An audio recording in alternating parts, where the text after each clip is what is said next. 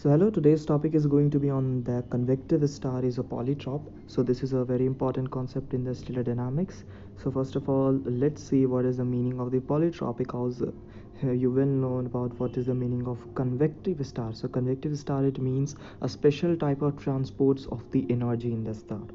So we are assuming that the process going inside this particular star is adiabatic process, and this is a general assumption, adiabatic process. Okay, so what is the polytrope?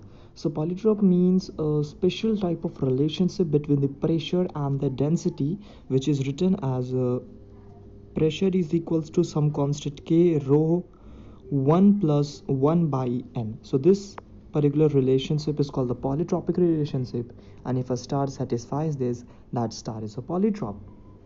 And how we are going to find it? By using the first law of thermodynamics and doing integrations. If somehow we can find out the relationship between the pressure and the volume, then we can generally say that yes, if there is some sorts of relationship between the pressure and the volume, we can change that volume into the density form and we can get what we want. So this is the general relationship of the polytropic process, and we are going to prove this in a star in which there is an adiabatic process. So how we are going to prove? So let's see. So there is a whole another story behind this particular thing, like how this equations come. So this is from the Lane impedance equation, which is a quite complex equation, but I'm not going to go in that particular deep things. And yes, of course I will go in next 2 to 3 videos and discussing about the Lane impedance equation, but not now. Here I will try to do some basic stellar dynamics, not very advanced stellar dynamics, like the polytropic index derivations for the different types of stars, for non-relativistic and degenerate stars and all that stuff. Not going to do that deep in this particular video, just to prove that the convective star in which these we can assume that it is adiabatic as a polytrope. So let's see how we are going to derive this. So first law of thermodynamics, this is a very easy proof. Okay, so first law of when we assume that there is a adiabatic process, it's a very easy proof. So we all know that from first law of thermodynamics, du is equals to the small change in internal energy is equals to the dq minus dw. So this is our first law of thermodynamics. And if it is an adiabatic process, the meaning is that this dq is zero, simple. So du is equals to d negative of dw. So now I'm here going to write some of the important formulas, so that will help in our derivation. That U internal energy is equals to 3 by 2 capital N K T. K is the Boltzmann constant, T is the temperature, and N is the number of particles. So capital N can be also written as a small n into the volume V, and if you know that pressure is equals to the pressure is equals to small n K into T. So these are the three important formulas which will help us in finding this. So if I substitute the U in this particular equation and dW as a PdV, let's see what will happen.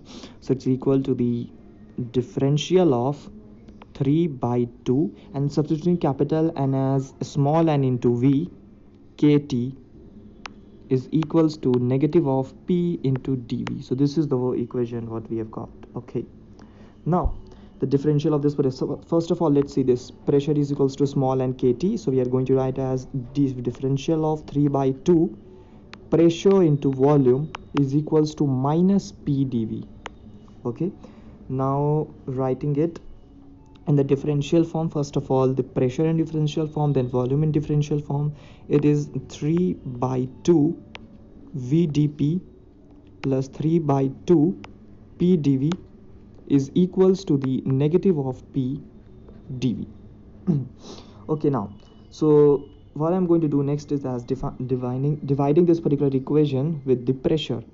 So if I dividing this equation, dividing this by pressure in equation number 4, let's say we are dividing with pressure, so let's see what will happen. So when I divide the pressure, it will be 3 by 2 V dp by p plus 3 by 2 dv is equals to negative of dv. Now we are going to do that like dv and dv, so negative dv minus 3 by 2 dv.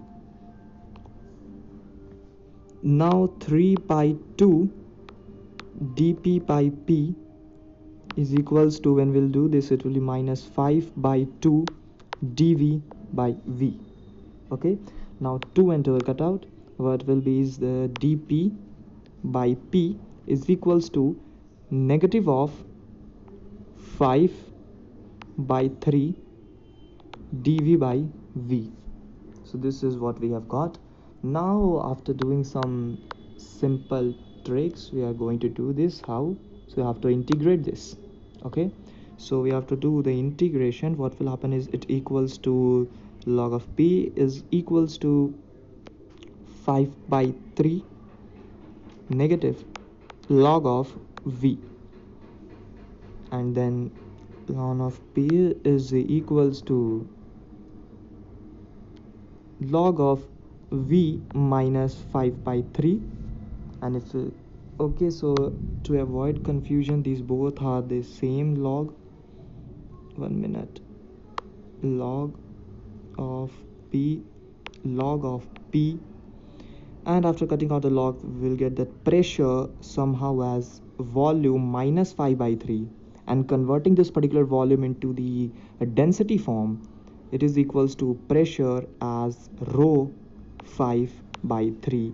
And this is what we have defined. If we'll put the constant here, this will become equals to, okay, and this is the relationship, and this is a polytropic relationship between the pressure and the density that we want to achieve. And we have proved that in a star there is a adiabatic process and a convective, fully convective, and this adiabatic, there is a polytropic relationship between the pressure and the density. What you all have to do is that now we have to just plug in some constants, which is not the necessary thing. Only we have to think is to derive a special relationship between the pressure and the density. So the fact is that what is the very importance of this polytropic relationship in the stars? So why this particular thing is very, very important? Why this is very important? So the fact is that for the different value of this power, there is a very different types of star approximations. It means you can say that the rho raised to the power 5 by 3 is a very special, it represents a very special type of stars, which is for the ionized star. It means this particular thing is used to know about and model about the different types of these stars, and that why it is very important. And from where we have obtained this? So we have obtained this from the lane impedance equation. So we have obtained this from the lane impedance equation, which is a very important equation which every astrophysics enthusiast has to study, because this is very important. This is very important to understand the different types of the variations in the radius due to pressure in the stars. And that's why these small things are very important. So this is for the today's video on showing out that a fully convective star, in which we assume that it is an adiabatic, is a polytrope. And this is for today's video. Thank you for watching my video.